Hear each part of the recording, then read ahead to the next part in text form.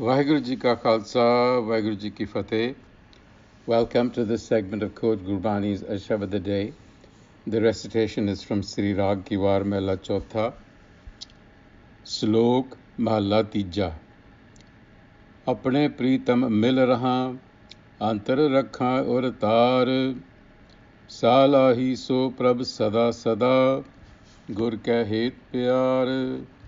नानक जिस नदर करे तिस मेल लय साई सुहागन नार महला तीजा गुर सेवा ते हर पाइयै जाको नदर करे मानस ते देवते भये ते आया नाम हरे हऊँ मैं मार मिलायन गुर कै शब्द तरे नानक सहज सुभायन हरे अपनी कृपा करे पौड़ी हरे अपनी भगत कराए वडियाई वेखालियन अपनी आप करे प्रतीत आपे सेव घालियन हर भगतां नो दे आनंद थिर घड़ी करी बहालियन पापियां नो ना दे थिर रहन चुन नरक घोर चालियन हर भगतां नो दए प्यार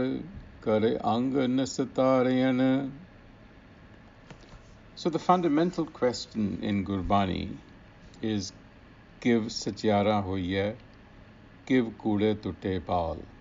That is in the very first passage of Japbani, where Guruji raises the purpose of life, which is to become truth-oriented.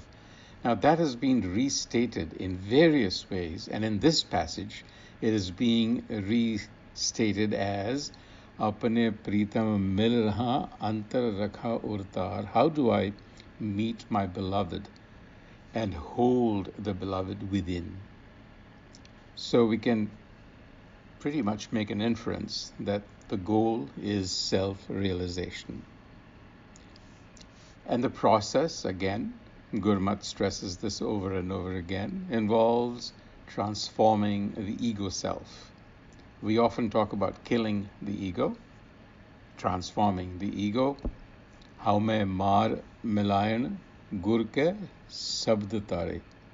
So this is gur ke sabad. It is a gur-guided alchemy, from psychological lead to spiritual gold, so to speak. Manas te devte bhai te aya naam hare.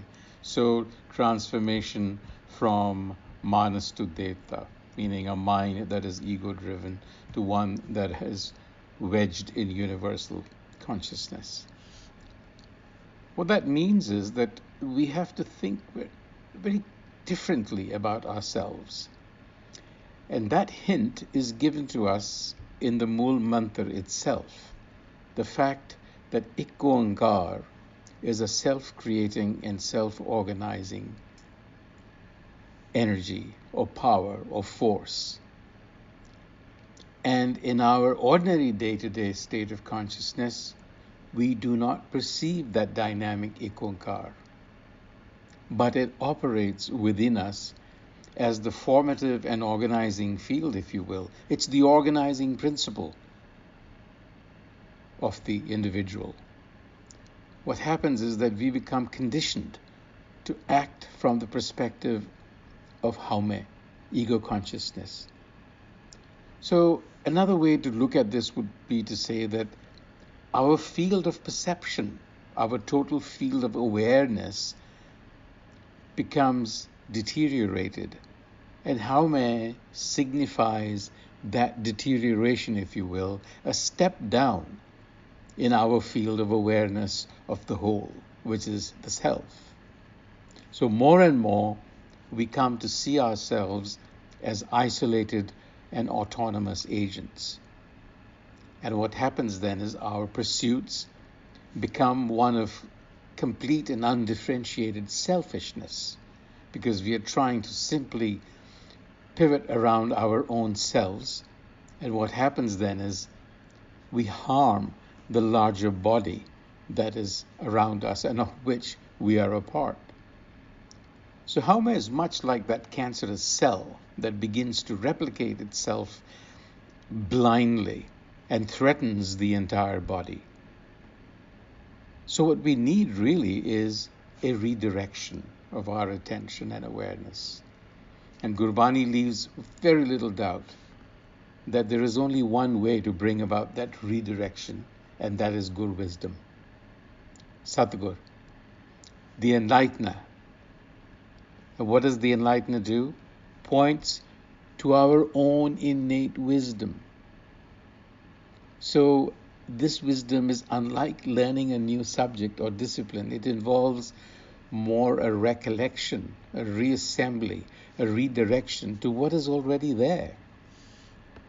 And if we follow the Guru's teachings, the result, this passage tells us, is a blissful state that is spontaneous and that is guided by discernment, Vivek Buddh, which is really the goal we are going after, is another pivot, another fulcrum of perception.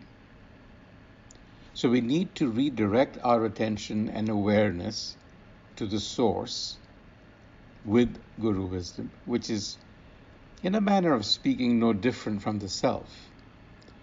What we are trying to bring is pull to the foreground that which has been pushed into the background by the ego. And that process happens through Guru wisdom. With those thoughts, until the next time, Vaheguru Ji Ka Khalsa, Vaheguru Ji Ki Fateh.